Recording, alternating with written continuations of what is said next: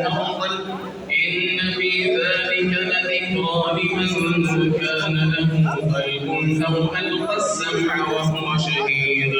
ولقد خلقنا السماوات والأرض وما بينهما في 6 أيام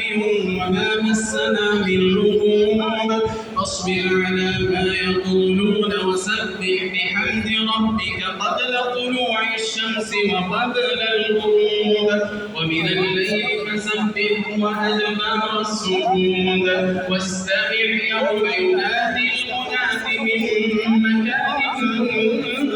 قريب يوم يسمعون الصيحة بالحق ذلك يوم الخروج إنا نحن نحيي ونميت وإلينا المصير يوم تشقق الأرض عنهم سراعا ذلك حشر